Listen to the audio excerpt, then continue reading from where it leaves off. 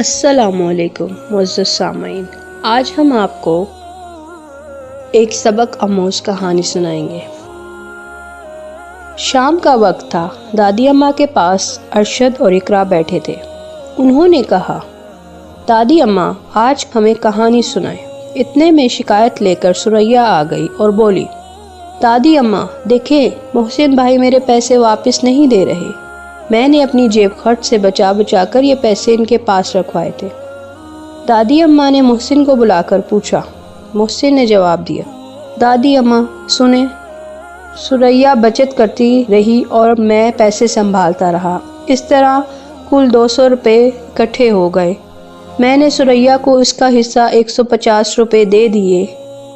باقی 50 روپے میرے حصے کے ہیں، وہ کیوں دوں؟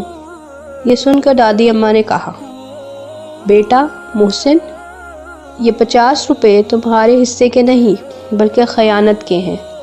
بہن کو جلدی سے واپس کر دو اور اللہ تعالیٰ سے توبہ کرو، کیونکہ امانت میں خیانت کرنا بہت بڑا گناہ ہے۔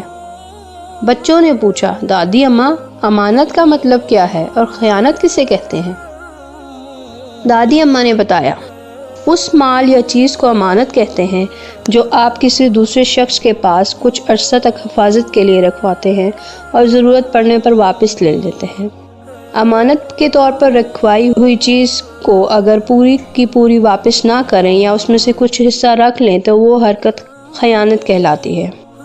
ہمارے دین اسلام نے ہمیں سکھایا ہے کہ ہم اپنے پاس رکھی گئی کسی کی امانت کا ہمیشہ خیال رکھیں، واپس مانگنے پر پوری واپس کریں، یوں امانت میں کسی قسم کی کوئی خیانت نہ کریں۔ دادی اماں نے کہا، بچوں آج میں آپ کو ایک سچی کہانی سناتی ہوں۔ ہمارے پیارے نبی حضرت محمد صلی اللہ علیہ وسلم بہت ایماندار تھے۔ دوست دشمن سب ان کو صادق اور امین کے نام سے پکارتے تھے۔ آپ صلی اللہ علیہ وسلم دوسروں کے مال امانت کو ہمیشہ محفوظ رکھتے، مانگنے پر ان کی چیزیں پوری واپس کرتے۔ تجارت اور مال کے لین دین میں بھی آپ صلی اللہ علیہ وسلم کبھی خیانت نہیں کرتے، کبھی جھوٹ نہیں کہتے، ہمیشہ ایمانداری اور صداقت کا بہترین عملی نمونہ پیش کرتے تھے۔ ہمیں پیارے نبی صلی اللہ علیہ وسلم کی ایمانداری کی کوئی مثال بتائیں۔ ایک بہت مالدار اور تاجر خاتون شہر مکہ میں رہتی تھی۔ ان کا نام حضرت خدیجہ رضی اللہ تعالیٰ عنہا تھا۔ انہوں نے جب حضور صلی اللہ علیہ وسلم کی امانت داری اور صداقت کا چرچا سنا تو اپنا کاروبار اور مال تجارت آپ صلی اللہ علیہ وسلم کے حوالے کر دیا۔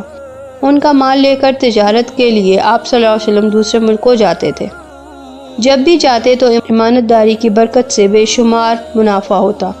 بے مثال ایمان اور ایمانداری دیکھ کر حضرت خدیجہ رضی اللہ تعالیٰ عنہ بہت متاثر ہوئیں۔ انہوں نے اپنے نکاح کا پیغام بھجوایا جو آپ صلی اللہ علیہ وسلم نے قبول کر لیا۔ جب کفار کا ظلم حد سے بڑھ گیا اور ان کی ناپاک حرکتیں خطرہ جان بن گئیں تو فوری طور پر رات کی تاریکی میں حضرت صلی اللہ علیہ وسلم کو مدینہ ہجرت کرنا پڑی۔ اس وقت بھی کفار کی امانتیں آپ صلی اللہ علیہ وسلم کے پاس موجود تھیں۔ ایسے ہنگامی حالات میں بھی آپ صلی اللہ علیہ وسلم نے لوگوں کی امانتیں واپس کرنا انتہائی ضروری جانا۔ اس لیے حضرت علی رضی اللہ تعالیٰ عنہ کو بلا کر امانتیں ان کے حوالے کی اور واپس کرنے کی نصیحت فرمائی، جس کے مطابق آپ رضی اللہ تعالیٰ عنہ اس وقت تک مدینہ منورہ نہ گئے جب تک سب امانتیں لوگوں کو واپس نہ کر دیں۔ نبی اکرم صلی اللہ علیہ وسلم کے ساتھی صحابہ کرام رضی اللہ تعالیٰ عنہم بھی امانت دار تھے۔ دادی اماں کی باتیں سن کر محسن بہت متاثر ہوا۔ اس نے ثریا سے معذرت کی، اس کو 50 روپے واپس دیے اور کہا، دادی اماں میں اپنی غلطی پر شرمندہ ہوں، میں اللہ تعالیٰ سے توبہ کرتا ہوں، میں وعدہ کرتا ہوں کہ آئندہ کبھی امانت میں خیانت نہیں کروں گا۔ شکریہ، اللہ حافظ۔